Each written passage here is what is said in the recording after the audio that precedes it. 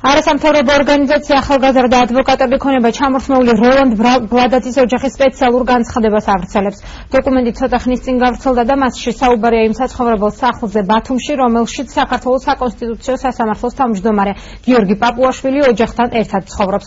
უფრო დეტალურად განცხადების შინაარსს პირდაპირ ეთერში ახლა ჩვენი კორესპონდენტი მზია მართალიშვილი გაგვაცნობს.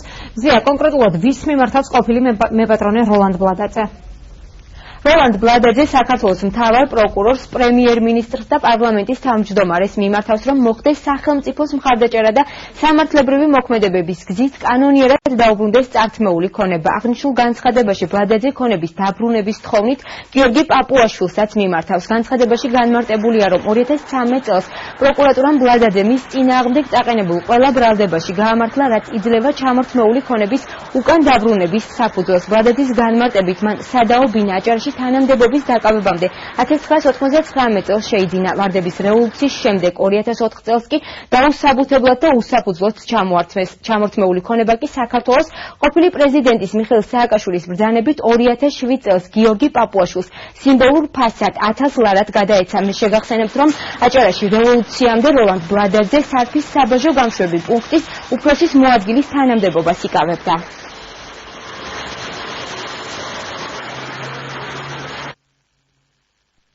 2013 წლის აპრილში ტისხლის სამართლის საქმე დანაშაულის ნიშნების არარსებობის გამო შეწყდა. სამშობლოში დაუბრუნდი. ჩემი დარჩენილი ახლობლების ნახვის საშუალება მომეცა. მშობლების საფლავზეც პირველად მივედი. ჩემი დაკარგული ერთადერთი სახლის დაბრუნებისთვის სამართლებრივი მოქმედებები აქტიურად გავაგრძელე. 2015 წლის მარტში გიორგი პაპუაშვილმა სახლის გასხვისება სცადა, მაგრამ გასხვისებულ ქონებაზე შემძენმა გიორგი ლევიძემ უარი თქვა. მოგონა საკონსტიტუციო სასამართლოს თავმჯდომარე პირველი იქნებოდა, ვინც წართმეულ სახკარს დამებრუნებდა ან სახელმწიფოს გადასცემდა, რომელიც შემდგომ სამართლიან გადაწყვეტილებებს მიიღებდა, მაგრამ ასე არ მოხდა. სამწუხაროდ ვერც სწრაფი გამოძიების ჩატარება მოხერხდა ჩემი ქონების დათმობის ფაქტზე.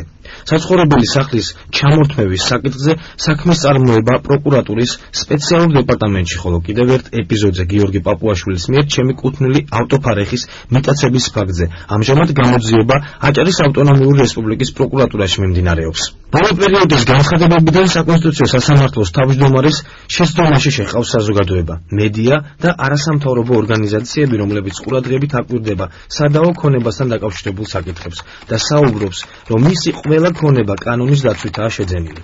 გიორგი პაპუაშვილის აღნიშნულ განცხადებას ვერ ექნება სიმართლის პრეტენზია, რადგანაც სახეზეა ჩემს საცხოვრებელ სახლში სასამართლოს თავმჯდომარის ცხოვრების ფაქტი, რომელმაც ქონების მიღებამდე იცოდა, რომ ბინა სადაო იყო.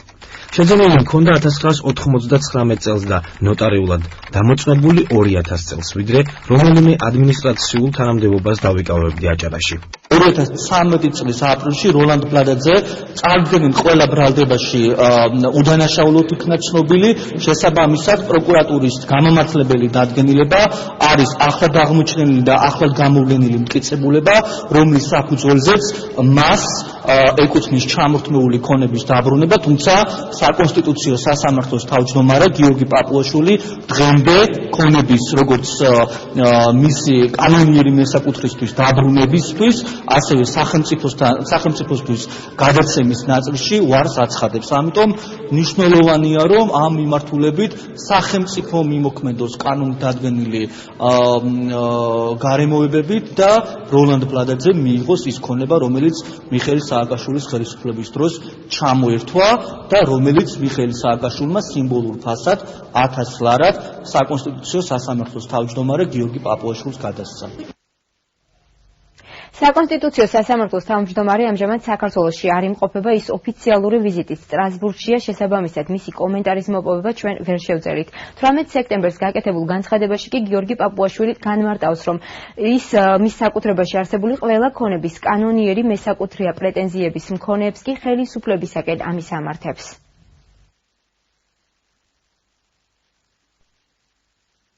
სახთან დაკავშირებით თუ იმის რამე პრეტენზია აქვს სახელმწიფოს და უნდა იმართოს სახელმწიფოს. ნებისმიერ მთავრობას პირობებში, ასე რომ ჩვენცა პრეტენზია ვერავის ვერ ექნება. მე არაფერს არ ვადასტრო, მე ვადასტრო იმ ფაქტს, რომ კანონიერად ცხოვრობ, ყველა ჩემი ქონება არის კანონიერად შეძენილი და ვინც პრეტენზია აქვს სახელმწიფოსთან, ის შეუძლია მიმართოს სახელმწიფოს. ერთგვარად გადმოცემას გქონდა. რაც საჯარო ინფორმაცია არის, ამას ერთგვარად არ არის სწორი, მაგრამ ყველა მოსამართლეს 14-ე მოსამართს 900 გველებსაც და ახლებსაც რომ ბათუმში გადასვლასთან დაკავშირებით გადაეცა საცხოვრებელი ფართობები, რაც კალვითარი განსაზღვრული მაგას ვადასტურებთ. როლანდ ბლადაძე დღეს გავრცელებულ განცხადებაში აქცენტს ბოლო დროს განვითარებულ მოვლენებთან და გიორგი პაპუაშვილის საცხოვრებელ სახლთან გახშირებულ საპროტესტო აქციებზეც აკეთებს. ის განმარტავს, რომ არ მონაწილეობენ ამ აქციებში და ემიჯნებიან პროტესტის გამოხატვის ძალადობრივ ფორმას. ბლადაძის განმარტებით მან უარი განაცხადა ევროსასამართლოში საჩივრის გაგზავნაზე, რადგან აქვს იმედი, რომ სახელმწიფო ქონება ჩამორთმეულთა საქმეებზე მიცემულ პირობას შეასრულებს და სამართლიანობა აღდგება. მადლობა პირდაპირ ეთერში მზია მართალიშვილი საუბრობდა.